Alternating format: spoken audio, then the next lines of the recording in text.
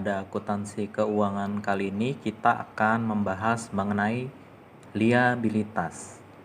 Liabilitas seperti kita ketahui sebagai salah satu sumber pendanaan bagi perusahaan. Liabilitas terdiri atas jangka pendek dan jangka panjang. Untuk saat ini kita mempelajari liabilitas jangka pendek. Untuk liabilitas jangka pendek terdiri atas utang usaha, beban yang masih harus dibayar, pendapatan diterima di muka, utang pajak, utang jangka panjang yang segera jatuh tempo, dan utang wesel.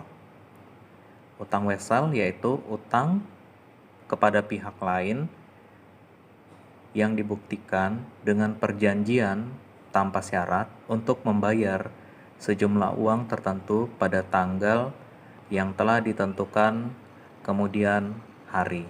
Untuk jelasnya, perhatikan slide berikut ini. Berikut contoh soal utang wesel yang tidak berbunga. Pada 15 Agustus 2017, PT Makmur membeli barang dagang dari UD Murni seharga 50 juta dengan syarat pembayaran 2/10 N/30.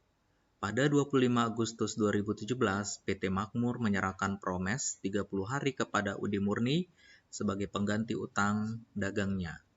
Pada 25 September 2017, PT Makmur melunasi promes yang telah diserahkan kepada UD Murni. Diminta buatlah jurnal dari transaksi di atas. Jawabannya, utang wesel tidak berbunga. Agustus 2017 pada tanggal 15, pembelian debit 50 juta, utang usaha kredit 50 juta. Kemudian pada tanggal 25, utang usaha debit 50 juta, wesel bayar kredit 50 juta. Kemudian September 25, wesel bayar debit 50 juta, kas kredit 50 juta. Contoh soal utang wesel berbunga.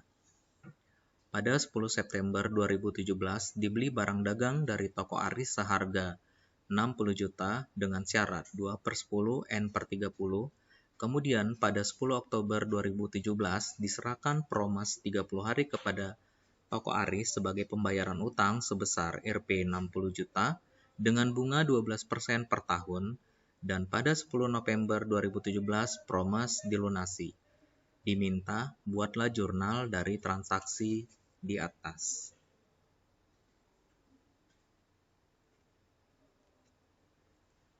Jawabannya, utang wesel berbunga. September 2017 tanggal 10, pembelian debit 60 juta, utang usaha kredit 60 juta. Oktober tanggal 10, utang usaha debit 60 juta, wesel bayar kredit 60 juta. November tanggal 10, wesel bayar debit 60 juta, beban bunga 600.000, kas kredit 60 juta 600.000.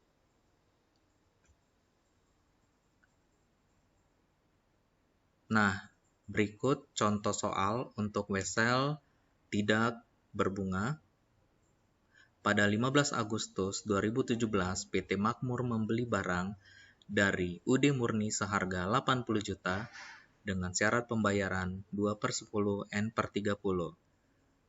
Pada 25 Agustus 2017, PT Makmur menyerahkan promes 30 hari kepada UD Murni sebagai pengganti utang dagangnya. Pada 25 September 2017, PT Makmur melunasi promes yang telah diserahkan kepada UD Murni. Diminta buatlah jurnal dari transaksi di atas. Kemudian, soal untuk wesel berbunga. Pada 10 September 2017, dibeli barang dagang dari toko Aris seharga 90 juta dengan syarat 2/10 N/30. Kemudian, pada 10 Oktober 2017, diserahkan Promas 30 hari kepada toko Aris sebagai pembayaran utang sebesar 90 juta dengan bunga 12% per tahun, dan pada 10 November 2017 Promas dilunasi.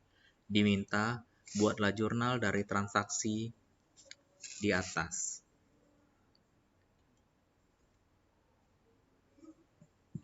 Berikut penjelasan untuk soal wesel berbunga per 10 November. Beban bunga dihitung sebagai berikut. 12/100 kali 60 juta kali 30/360. 12% didapat dari wesel berbunga, 60 juta didapat dari nilai wesel, 30 hari didapat dari jangka waktu wesel, 360 hari didapat dari jumlah hari yang telah ditetapkan.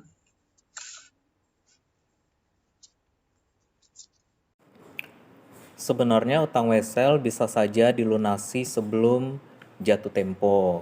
Jika hal ini terjadi, maka dicatat sebagai pendapatan bunga, posisinya di kredit pada utang wesel tanpa bunga.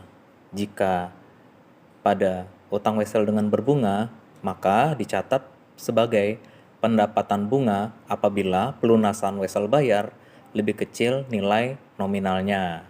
Sementara apabila lebih besar dari nominalnya pelunasannya, maka dicatat sebagai beban bunga. Demikianlah pelajaran kita hari ini mengenai liabilitas terutama utang wesel.